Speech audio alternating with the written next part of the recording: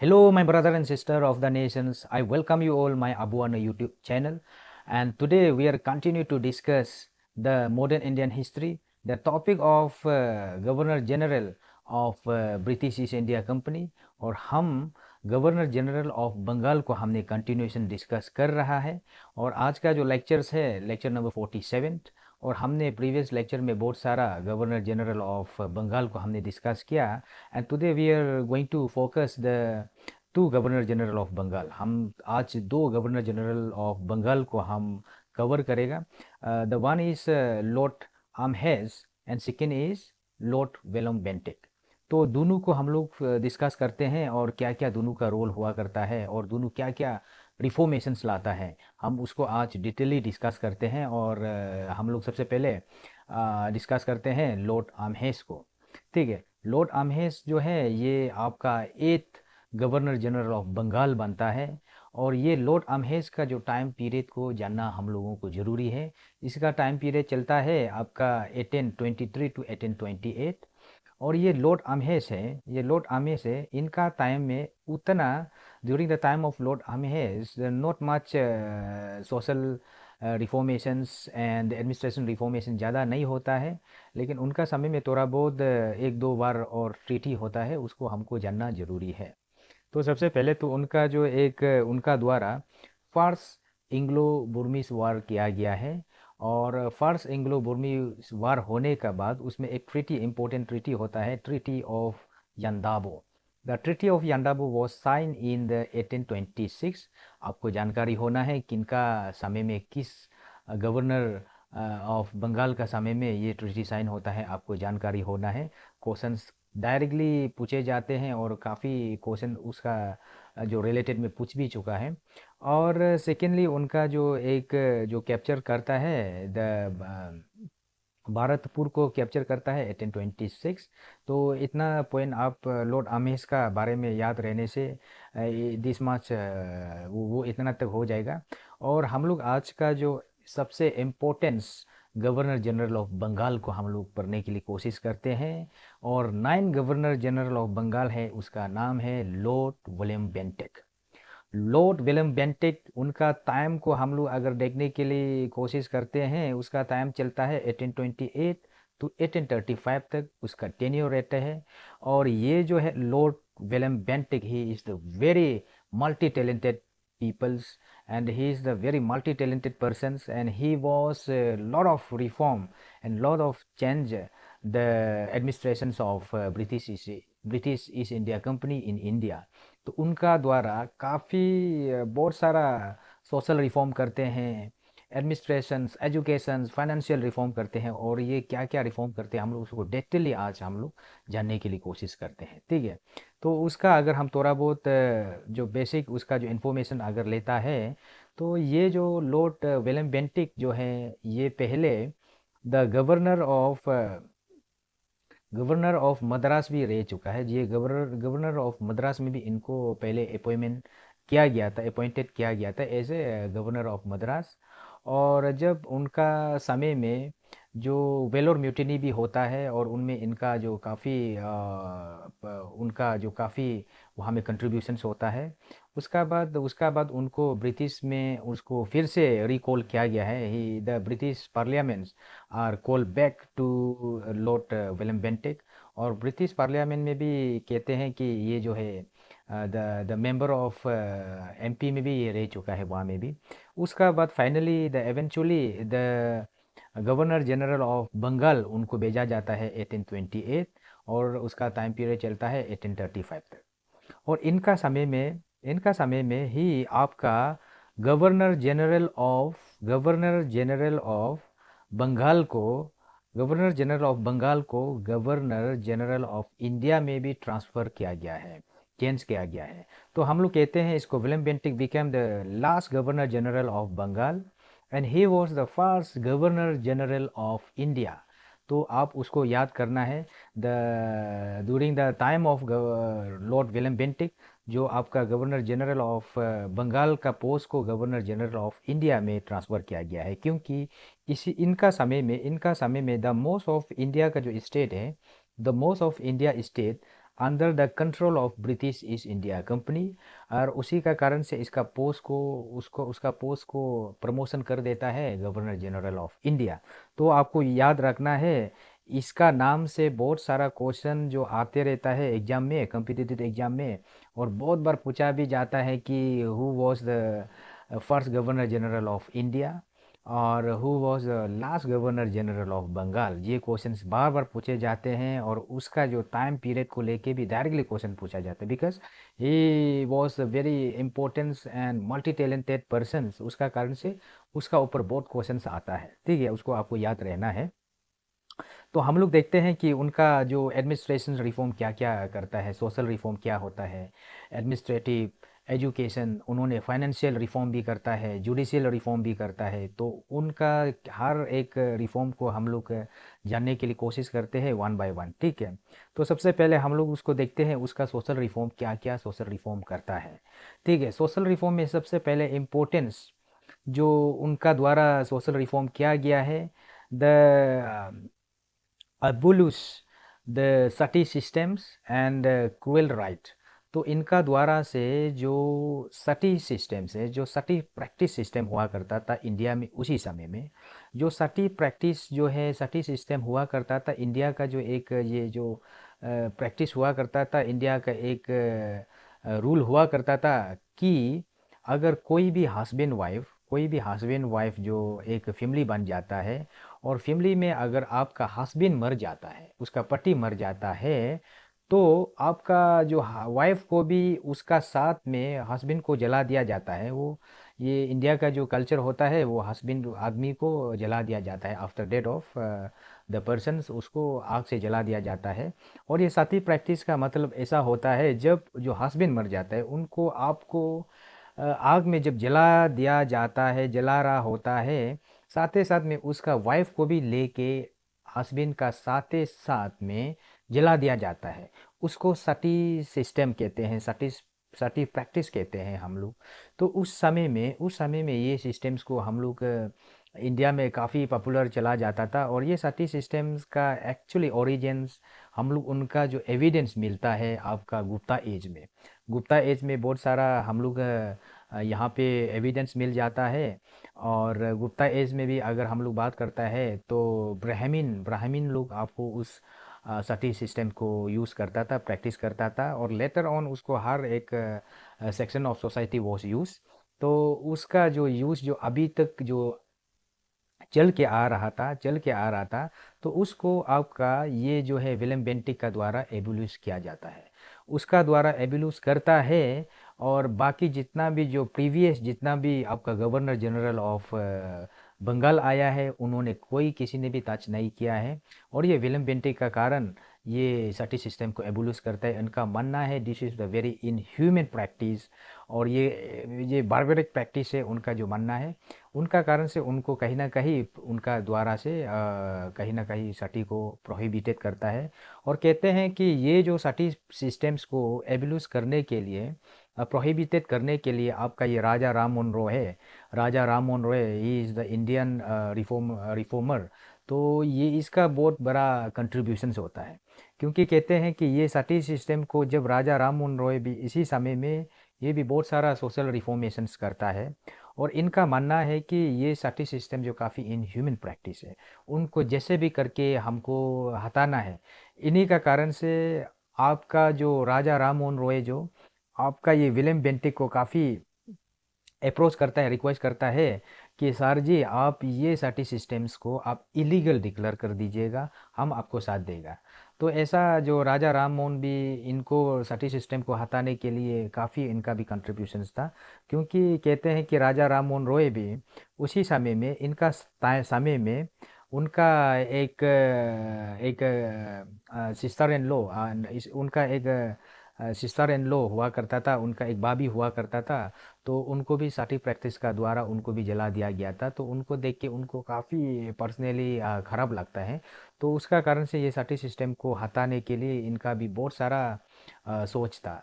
तो उसका कारण से ये फाइनली आपको लॉर्ड विलियम बेंटिक को अप्रोच करता है, और लॉर्ड विलियम बेंटिक का द्वारा सटी सिस्टम को दिसंबर 1829 को सती सिस्टम को इलीगल डिक्लेयर करता है और उनको प्रोहिबिटेड करता है। तो आपको ये जानकारी होना ज़रूरी है कि सती सिस्टम को किसने एबोलिश किया और किस किस समय में और किस ईयर्स में किया है, आपको जानना जरूरी है। ये है ईयर्स 1829 और किया गया है आपका लॉर्ड विलियम बेंटिक का द्वारा, ठीक है। और ये सटी सिस्टम प्रैक्टिस को बहुत सारा प्रीवियस जो भी हमारा राजा राजवाड़ा हुआ करता था उन लोग ने भी काफ़ी उनको हटाने के लिए कोशिश किया। जैसे कि अकबर, जो मुग़ल एम्पायर में अकबर, उन्होंने कहीं ना कहीं ये सती सिस्टम को 50-50 कर दिया था, क्योंकि उनका मानना है कि ये सती प्रैक्टिस नहीं करना है। अगर सती प्रैक्टिस करेगा तो उनको विलिंगली, अगर कोई चाहेगा तो अपना पति का साथ में मृत्यु जो मरने के लिए कोई चाहेगा तो they can practice in Sati. But अगर किसी भी जो इंसान को फोर्सफुली सटी प्रैक्टिस नहीं कराएगा बोल के, ये अकबर का भी कहीं ना कहीं इस प्रकार से उनका भी रूल पास किया गया था। और कहीं ना कहीं मराठा लोगों ने भी ये सोचा है कि ये सटी प्रैक्टिस जो है इनह्यूमन है, उनको हमको कहीं ना कहीं प्रोहिबिटेड करना है, इलीगल करना है। तो कहीं ना कहीं ये आपको कुछ मराठा एरिया में भी ये चीज़ को उतना नहीं होता था। और कहते हैं फ्रेंच लोगों का द्वारा भी उनको हटाने के लिए कोशिश की। और आपका पोर्चुगी भी अपना जो जहाँ पे रोल कर रहा था, जो गोवा में जो सटी प्रैक्टिस होता था, जो पोर्चुगी का द्वारा भी एक कन्फाइंड एरिया में अपना सटी सिस्टम को प्रोहिबिटेड और एबोलिश किया है, तो ये मानता है। तो ये जो कम्प्लीटली आपका जो सटी सिस्टम्स को आपका लॉर्ड विलियम बेंटिक का द्वारा कम्प्लीटली उसको प्रोहिबिटेड किया जाता है। और उसका बाद उसी समय में आपका ये जो सोशल रिफॉर्म में आता है इन्फेंटिसाइड का मतलब है चाइल्ड सेक्रीफाइस, और उसको हम लोग कहते भी हैं दूध पीती। ये दूध पीती और चाइल्ड सेक्रीफाइस इन्फेंटिसाइड जो है, ये ऐसा एक प्रकार का सिस्टम से जहाँ से जहाँ में the girl child are not welcome to the people of the Indian that time. क्योंकि जो लड़की बच्चा है उनको वेलकम नहीं किया जाता था। उनको कहीं ना कहीं इन लोगों का मानना है जो लड़की जो बच्चा है दे आर वेरी रेस्पॉन्सिबल, वो बहुत आपका बहुत बहुत उसका काफ़ी रेस्पॉन्सिबल ज़्यादा है, और उनको कहीं ना कहीं केयरलेस किया जाता था। तो उनका कारण से जो गर्ल चाइल्ड को वो लोग ज़्यादा वेलकम नहीं करने के कारण से छोटा में आपको बच्चा पैदा होते ही उनको मार दिया जाता था, या उनको पेट में ही मार दिया जाता था। इस प्रकार से जो गर्ल चाइल्ड को वेलकम नहीं करता था और उनको छोटा में ही कहीं ना कहीं मर्डर किया जाता था। तो ये सिस्टम जो है काफ़ी इन ये भी वी कैन से एक बारबेरिक जो एक इनह्यूमन प्रैक्टिस हुआ करता था। और उनको आपका लॉर्ड वेलेस्ली का समय में भी इनको कहीं ना कहीं प्रोहिबिटेड किया। लेकिन जब लॉर्ड विलियम बेंटिक आता है तो ये दूध पीती और चाइल्ड सेक्रीफाइस को भी इन्होंने पूरी तरह से कंप्लीटली और ईच एंड एवरी स्टेट में उन्होंने इम्प्लीमेंटेशन किया। उन्होंने कहा कि आज का बाद आपको चाइल्ड सेक्रीफाइस और दूध पीती सिस्टम को हमको कहीं ना कहीं बैन करना होगा, कहीं ना कहीं प्रोहिबिटेड करना होगा। अगर कोई करेगा उसके लिए पनिशेबल है, पनिशमेंट है। तो उस प्रकार से उनको भी ये लॉर्ड विलियम बेंटिक का द्वारा हटा दिया जाता है। उसके बाद उसी समय में आपका जो एक तगी सिस्टम हुआ करता था। ये तगी सिस्टम जो है एक ये ग्रुप जो इस प्रकार का एक ग्रुप हुआ करता था। एक group the group of peoples होता था। तो वो जो है कहीं ना कहीं रोबरी, कहीं ना कहीं वो लूटपाट करता था, जैसे रेलवे में या हाईवे में ये एक ग्रुप हुआ करता था। तो ये जो है काफ़ी वी कैन से कि नुकसान पहुंचा रहा था जो ईस्ट इंडिया कंपनी को लेके, या कहीं भी कोई भी स्टेट का जो राजा राजवाड़ा का जो सिस्टम जो भी प्रॉपर्टी को उन लोगों का द्वारा से काफ़ी लूटपाट किया जाता था, कहीं रोबरी कर दे रहा था। तो ये जो जो आपका ग्रुप है तो उनको भी काफ़ी डिस्टर्बिंग हो रहा था सोसाइटी को। तो इनको हटाने के लिए इन्होंने कॉर्नेल विलियम सलेमन को अपॉइंटमेंट किया, आप उनको जैसे भी करके हटा दीजिएगा। तो इसका कारण से ये जो टक और तगी सिस्टम्स को उनका द्वारा से हटा दिया गया है, उनको भी बैन कर दिया गया है। इनका मानना है कि हमें एक इंसान, हमें इसका मानना है कि हम एक सोसाइटी में बैठता है तो सोसाइटी का अच्छा के लिए जो हम कुछ भी करेगा। तो कहते हैं कि ये जो आपका ये लॉर्ड विलियम बेंटिक का द्वारा during the time of lord William Bentinck, तो बेंटिक का समय में यूरोप में भी काफ़ी सोशल रिफॉर्मेशंस हो रहा था और उनमें काफ़ी क्या क्या बहुत सारा चेंजेस आ रहा था। तो उनका कारण से ये जो अपना एक यूनिटेरियम सिस्टम को उन्होंने फॉलो करता है। यूनिटेरियम रीजन का रीजन उसका मीनिंग मतलब होता है कि the greatest good for the greatest group of the peoples. जो एक अच्छा चीज़ को, एक अच्छा चीज़ जो है सबके लिए अच्छा है, जो अच्छा नहीं होने वाला को हम लोग कहीं ना कहीं उसको हमने कहीं ना कहीं अंदर दबाना है और कहीं ना कहीं हम उसको हटाना है। तो इनका मानना ये था। उसी का कारण से ये बहुत सारा सोशल रिफॉर्मेशंस करता है इंडिया में। ये आपका विलियम सलेमन है जिन्होंने तागी सिस्टम्स को हटाया है। ठीक है। तो ये क्वेश्चन बहुत प्रकार से क्वेश्चंस आता है इस पर्टिकुलर स्लाइस में भी आपको बहुत उसको मेमोराइज और फैक्चुअल को आपको जानना जरूरी है। ठीक है। उसका बाद में क्या क्या रिफॉर्म करता है और देखते हैं हम लोग इसका कारण से। ये जो विलियम बेंटिक है, जो बेंटिक का समय में क्या हुआ, आपका जो जो रेशियल डिस्क्रिमिनेशन हुआ करता था। रेशियल डिस्क्रिमिनेशन का मतलब जब लॉर्ड कॉर्नवालिस जो पावर के ऊपर में आता था, जब he was the appointed as a governor general of Bengal, the he was very, we can say the racial discrimination क्या करता था, क्योंकि उन्होंने ज़्यादातर जो एडवांटेज जो ज़्यादातर उन्होंने यूरोपियन को देता था। He was the focus to the Europeans and उन्होंने यूरोपियनाइजेशन किया। यूरोपियनाइजेशन का मतलब है यूरोप का जो लोग ज़्यादातर सर्विस में रहेगा और ज़्यादातर वो हाई पोस्ट में रहेगा, और इंडिया को कहीं ना कहीं वो अलाउ नहीं किया जाता था। और उसको भी कहीं ना कहीं आपका जो रेशल डिस्क्रिमिनेट सिस्टम को भी आपका बिंटे का द्वारा अबोलिश किया। अबोलिश करने का बाद ये 1813 चैप्टर एक में ये एक चैप्टर एक लेके आता है। इनका मानना ये है, अगर कोई भी सिविल सर्विस में, पब्लिक सर्विस में अगर सर्वेंट करना है, एम्प्लॉय बैठना है, he or she should be merit, selection system will be merit for the your employees. तो उस प्रकार से उन्होंने कहा कि आपसे इंडिया को भी हम लोग कहीं भी सर्विस में कोई भी डिपार्टमेंट में हम एंट्री करा देगा, क्योंकि India is the local of the this country and we need and we need to entry the Indian people. तो उसका कारण से ये जो इंडियन को भी अलाउ किया जाता था और कहीं ना कहीं रेशल डिस्क्रिमिनेट को उनका द्वारा अबोलिश किया। और उनका जो मानना है कि जो भी इस हम इंडिया में बैठता है तो we are ruling in India, तो कहीं ना कहीं लिबरल तो होना है। तो इनका मानना है कि हमें हर एक सोशियो कल्चर को हमको कहीं ना कहीं रेस्पेक्ट करना है और हमको कहीं ना कहीं उनको हमको जानना भी है। तो इसका द्वारा से लिबरल फेस उनको लेके आता है। और उसका जो सबसे इम्पोर्टेंस जो है एजुकेशन से रिफॉर्म। जो एजुकेशन रिफॉर्म क्या क्या होता है हम लोग उसको जानने के लिए कोशिश करते हैं, एजुकेशन में क्या क्या उन्होंने रिफॉर्मेशन लाया है। और सबसे पहले तो सबसे इम्पोर्टेंस जो 7 मार्च 1835 ये विलियम बेंटिक का द्वारा आपका जो इंडिया में जो ऑफिशियल लैंग्वेज पहले हिंदुस्तान जो अलग अलग हिंदी और संस्कृत हुआ करता था, उनको ये जो बेंटिक का द्वारा ये कहा है आज का बाद इंडिया का जो ऑफिशियल लैंग्वेज जो है इंग्लिश होगा। Only English will use for the Indian official language.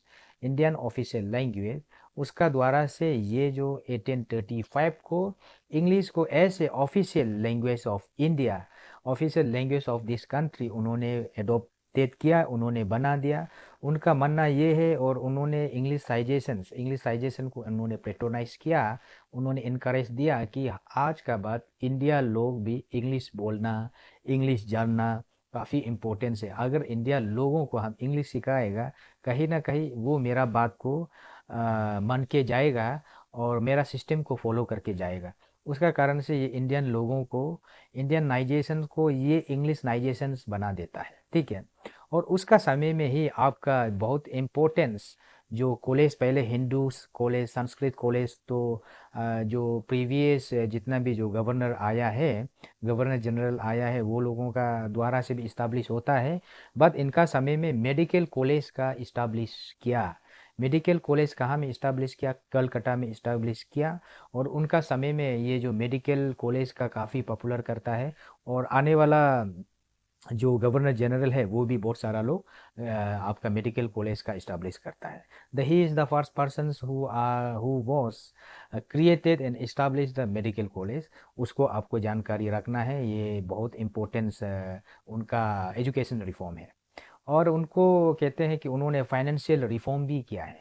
Financial reform में क्या किया है उन्होंने ये आइडिया लगाया, द प्रीवियस जितने भी गवर्नर जनरल आया तो उन लोगों का द्वारा से एक सिस्टम चला करता था, वार वार प्लस वार होता था। और वार में बहुत सारा जो it was expensive, expand lot of money, जो बहुत पैसा खर्च होता था। उनका कारण से बहुत वार होने का बाद वो वार पे वार होता था। और वार पे जो वार होता है तो बहुत सारा पैसा का जो एक्सपेंसिव होता है, पैसा खर्च होता है। जो पैसा खर्च होने का बाद आपका ईस्ट इंडिया कंपनी उसी समय में बिफोर द विलियम बेंटिक, वो लोग बहुत सारा लोग जो ईस्ट इंडिया कंपनी का जो वीकेंड से जो लॉस में चला जाता है, डिफिसिट में चला जाता है, उनका जो इकोनॉमी डिफिसिट में चला जाता है। और उसका मानना ये है हमें वार बहुत नहीं करना है, हमको लिमिटेड करना है। और हमको कहीं ना कहीं दिमाग से हमको एनेक्सेशन करना है। उनका द्वारा से उन्होंने ज़्यादा वार नहीं करता है, उन्होंने पैसिव मूड जाता है। और उनका जो मानना है कि हमको ज़्यादा वार भी नहीं करना है। और जितने भी जो यूरोप में जो ऑफिशियल हुआ करता था, जो यूरोप का जो एम्प्लॉयज़ को भी कहीं ना कहीं उनका पेमेंट को भी उन्होंने रिड्यूस किया, ठीक है। उन्होंने रिड्यूस किया। और इसको जो बढ़ाने वाला जो आपका लॉर्ड कॉर्नवालिस का द्वारा बना, उनको कहीं ना कहीं पेमेंट को बढ़ा देता है। और जब विलियम बेंटिक आता है वो पेमेंट को कहीं ना कहीं रिड्यूस करता है। और इंडिया को मैंने बता दिया, इंडिया को भी उनको अलाउ किया जाता है कि आप कोई भी सिविल सर्विस में घुसना है, ठीक है। और उसी समय में ही आपका ये ओपीएम ओपीएम का ट्रेड जो बहुत प्रकार से चल रहा था, तो उनको भी एक सिस्टमेटिक वे में लेके आया है। उन्होंने ये कहा अभी भी जो भी ओपीएम को एक्सपोर्ट करेगा इंडिया से, ये ओपीएम जो इंडिया से बाहर कंट्री में एक्सपोर्ट किया करता था एक्चुअली। तो opium is some kind of we can say drugs हुआ करता था, या तंबाकू उस प्रकार से ड्रग्स हुआ करता था। तो इनका काफ़ी उसी समय में यूज़ किया जाता था। और इंडिया से बाहर जो फॉरेन में काफ़ी एक्सपोर्ट होता था, और हर जगह से होता था। और जब ये आपका लॉर्ड विलियम बेंटिक जब आता है तो उनको जो एक कहते हैं कि जो मुंबई का थ्रो, जो मुंबई है, मुंबई का थ्रो एक्सपोर्ट कर सकता है ओपीएम को। बाकी हम हर एवरी जगह में एक्सपोर्ट नहीं कराएगा। और उसको एक्सपोर्ट करने के लिए है लाइसेंस होना पड़ेगा, उस प्रकार का उन्होंने एक सिस्टम्स को इनको भी रेगुलेट किया। और इनका समय में मानना था कि आपको before William Bentinck before William Bentinck जो आपका ईस्ट इंडिया कंपनी है, ईस्ट इंडिया कंपनी जो है, जो बहुत सारा 1 करोड़ का, ये 1 करोड़ का या 1 करोड़ से ज़्यादा उनका जो डेफिसिट इकोनॉमिक हुआ करता था, डेफिसिट का मतलब लॉस में जा रहा था।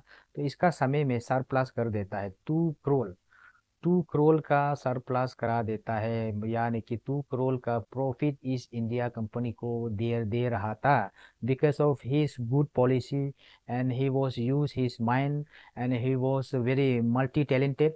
उसका कारण से ये 2 करोड़ तक प्रॉफिट करा देता था ईस्ट इंडिया कंपनी को। या उससे पहले ईस्ट इंडिया कंपनी का जितना भी गवर्नर जनरल आया, they are deficit, economic deficit करा देता था और इकोनॉमिक लॉस में जाता था।